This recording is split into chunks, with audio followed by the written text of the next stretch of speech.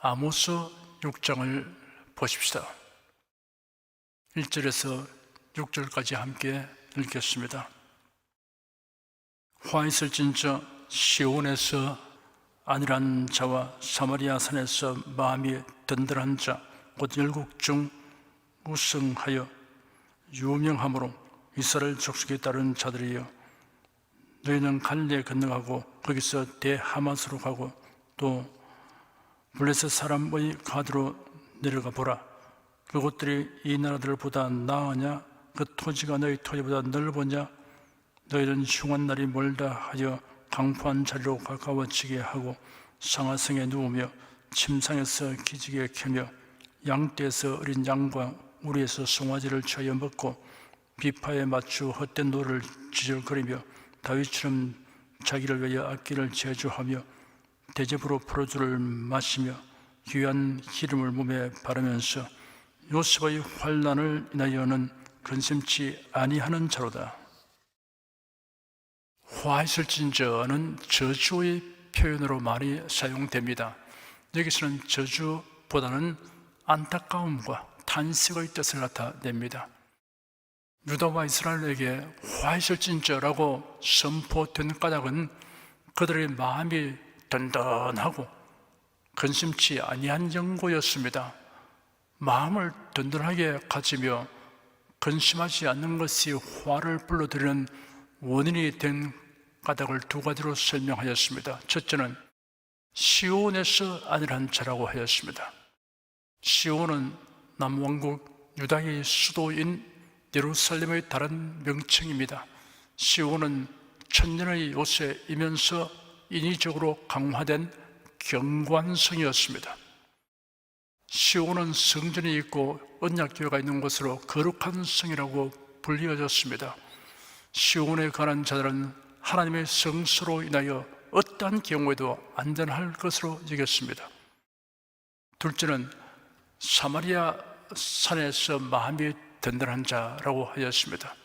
북왕국 이스라엘의 수도인 사마리아는 세계 최강의 공격력을 지닌 아수르 군대의 공격을 받고서도 3년이나 버틸 수 있었던 매우 경관난공불락의 성이었습니다.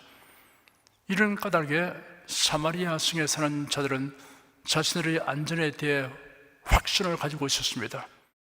더욱이 여로보암 2세가 왕으로 제위하면서 군사적, 경제적인 번영을 통해 강대국이 되기 때문에 안전에 대한 자신감이 더하였습니다.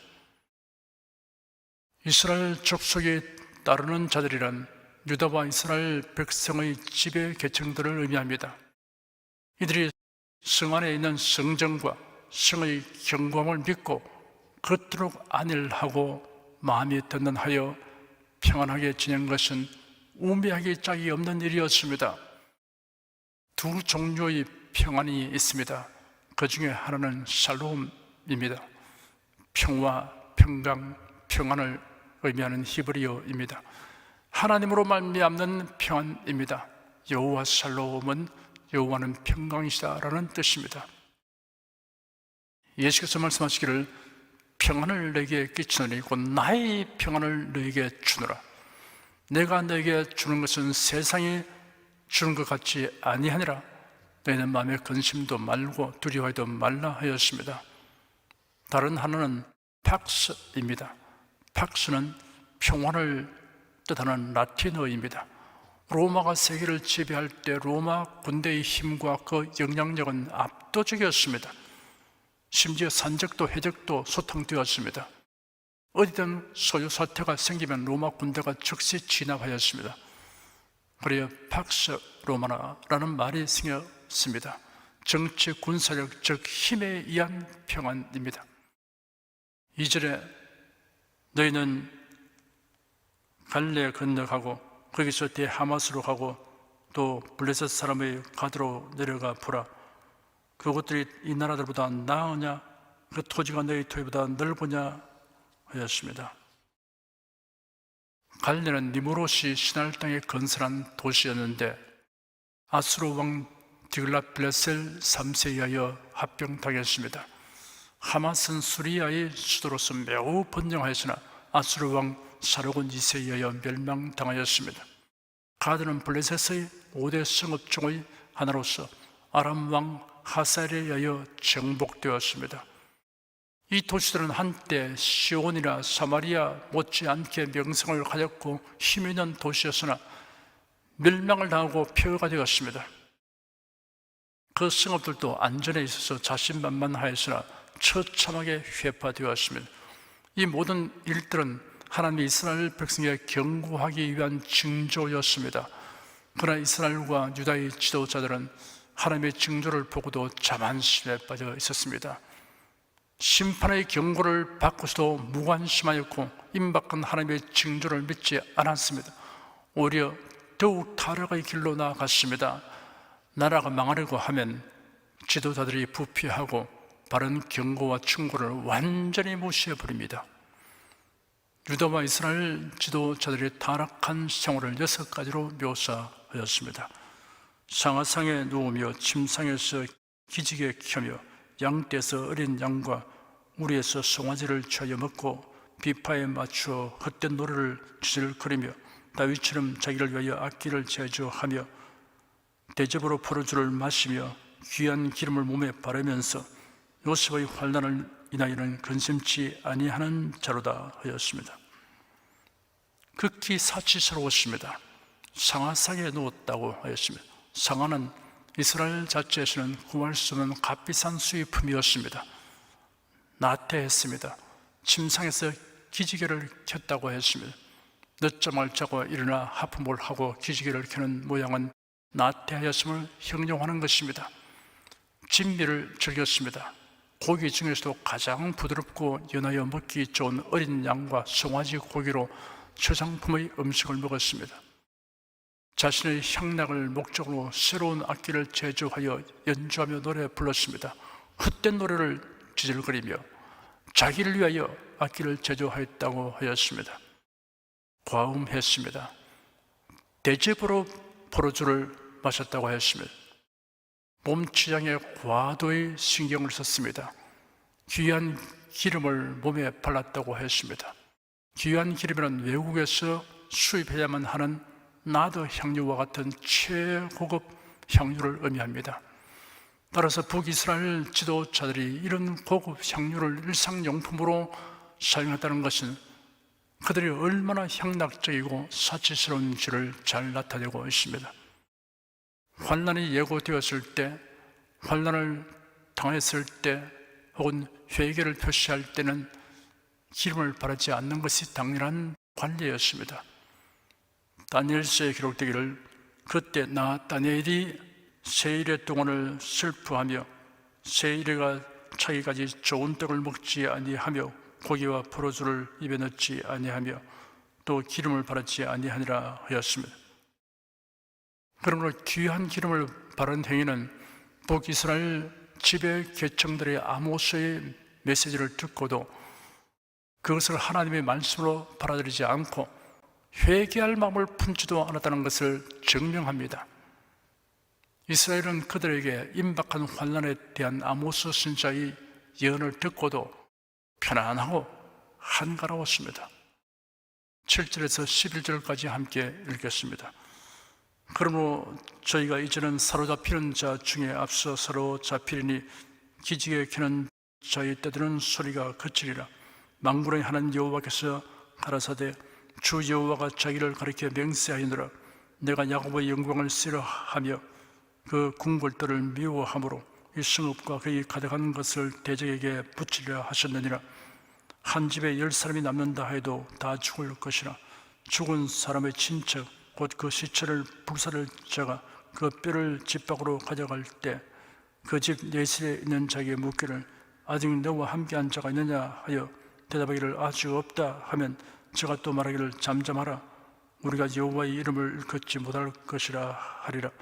보라, 여호와께서 명하심으로 큰 집이 침을 발아 갈라지며 작은 집이 침을 발아 터지리라. 방종과 대망과 향락과 사치의 결과를 7가지로 지적하였습니다. 호화롭게 생활한 자들은 자유조차 상실하게 될 것입니다. 그들은 존엄과 주권을 남용했으므로 종살이의 형벌을 받아 마땅할 것입니다. 자기 땅의 즐거움과 기쁨을 신뢰한 자들은 이방 땅으로 끌려가게 될 것이며 자기들의 자랑과 신뢰를 부끄러워하게 될 것입니다. 그들은 사로잡힐 것입니다. 관능의 즐거움을 행복으로 삼으며 감각적 쾌락에 열중하던 자들은 그 즐거움을 박탈당하게 될 것입니다. 그들의 잔치 소리는 그치게 되고 고생이 무엇인지 알게 될 것입니다. 기지개 켜는 자들은 수축되어 더욱 쪼그라들게 될 것입니다. 흉한 날이 멀다 하던 자들은 재앙의 날이 남들보다 자기들에게 더 가깝다는 것을 발견하게 될 것입니다. 환난이 온다 해도 자기들만큼은 맨 마지막에 당하게 될 것이라는 바람으로 든든해하던 자들은 사로잡힌 자 중 앞서 사로잡힐 것입니다. 전반적이며 혹심한 사륙을 당하게 될 것입니다. 모든 집들이 회파될 것입니다. 제왕의 궁궐이라 해서 하나님의 공의로운 책망을 멸하지 못하며 가난한 사람의 오두막집이라 해서 예외로 취급되지 않을 것입니다. 그 어떤 집도 이를 피하지 못할 것입니다. 만군의 하나님 여호와께서 가라사대 주 여호와가 자기를 가리켜 맹세하노라. 내가 야곱의 영광을 싫어하며 그 궁궐들을 미워함으로 이 성읍과 거기 가득한 것을 대적에게 붙이리라 하시느니라 하였습니다. 하나님이 싫어하고 미워하시면 달리 대책이 없습니다. 하나님이 좋아하시고 사랑하는 자가 되는 길이 멀고도 어려운 것이 아닙니다. 하나님이 누구이시며 하나님을 섬기는 길이 무엇인가를 명확하게 알려주셨습니다. 알려주신 것이 성경에 기록되었습니다.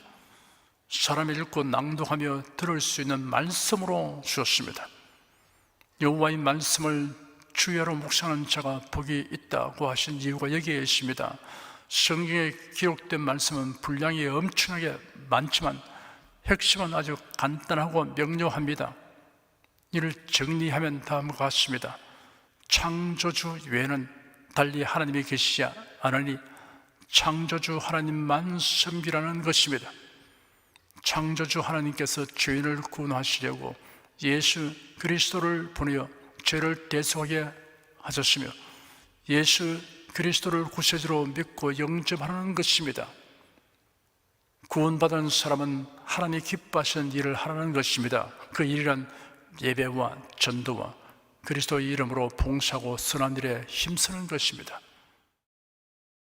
하워드 장군은 신앙이 독실한 기독교인이었습니다. 그가 서부 해안 지대로 파견 나가 있을 때 그의 친구들은 수요일 저녁에 그의 영예를 축하하는 환영 만찬회를 열기로 했습니다. 그들은 여러 곳에 초대장을 보냈고 미국 대통령까지 축하 전문을 보내왔습니다. 그들은 장군을 깜짝 놀라게 해주려고 모든 준비를 다 끝내놓고 맨 마지막에 그에게 알리기로 했습니다. 마침내 완전한 준비를 끝내고 난 후 그들은 장군에게 이 소식을 알렸습니다. 미안하게 되었네. 사실은 수요일 밤에 다른 약속을 이미 해두었네. 하지만 이 사람아, 이날은 미국에서 저명한 인사들이 참석할 테니 이전에 했던 약속을 취소하게. 장군은 조용하게 그 이유를 설명했습니다. 나는 기독교인이며 교회 성도 중 한 사람이네. 내가 예수님을 영접했을 때 수요일 예배에 꼭 주님을 만나 뵙겠다고 주님과 약속했다네. 세상에서는 이만큼 중요한 약속을 내게 깨뜨리게 할 자가 없네 하였습니다. 친구들은 이 만찬회를 하루 연장하여 목요일 밤에 개최했습니다. 하워드는 하나님의 사랑을 입고 인정을 받는 길을 걸어가는 사람이었습니다.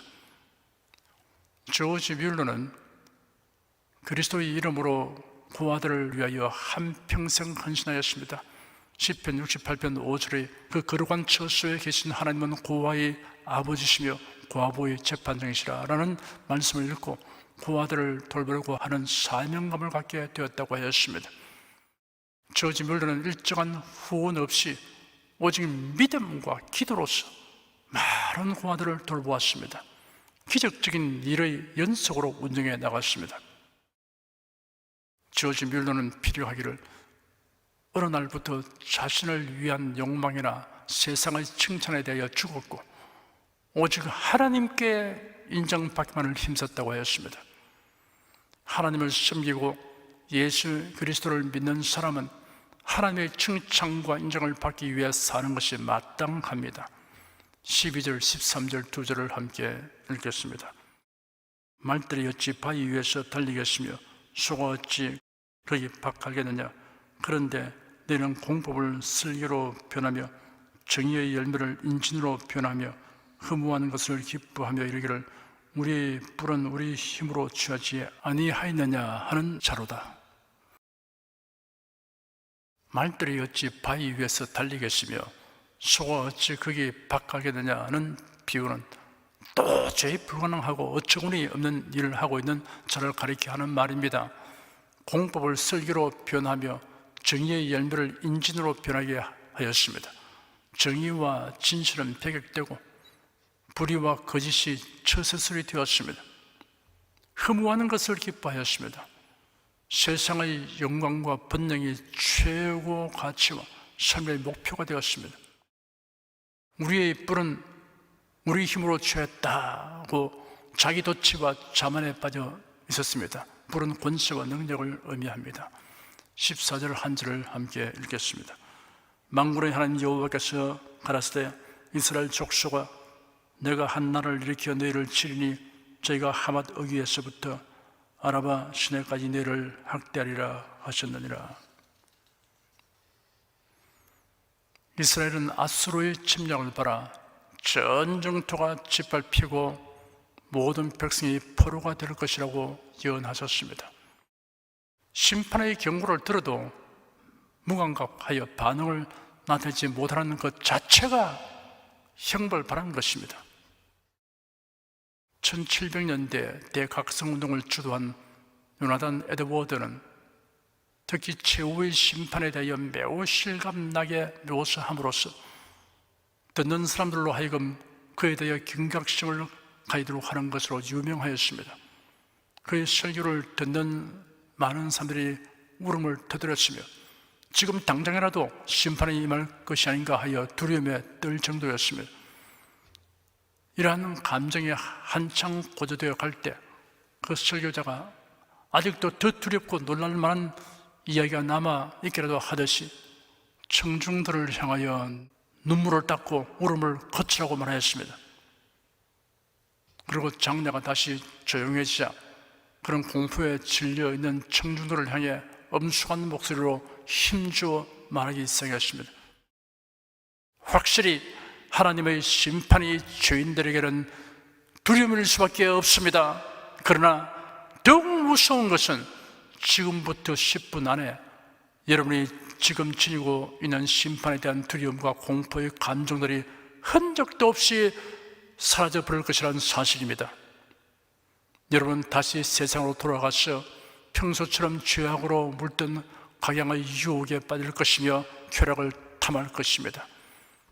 그리고 지금 들은 이 진실을 꾸며낸 이야기쯤으로만 생각하게 될 것입니다 라고 경고하였습니다. 심판의 경고를 듣고 두려움을 느끼는 것만으로 그쳐서는 안 됩니다. 회개하고 지속적으로 경건하게 살아가야 합니다. 기도하겠습니다. 이스라엘 백성들이 아름답고 웅장한 성전과 견고한 성을 의지하게 됨으로 인하여 하나님을 향한 신앙의 본질은 상실되고 의식과 형식만 남게 되었다는 사실과 마침내 멸망하게 된 역사의 기운을 살펴보았습니다. 하나님의 사랑과 돌보심을 바라고 확신하는 것이 옳다고 인정받으려면 마음과 뜻과 성품을 다하여 하나님을 경외하고 사랑하고 섬겨야 함을 명심합니다. 이를 즐겁게 행하며 살겠습니다. 주 예수 그리스도 이름으로 기도드립니다. 아멘.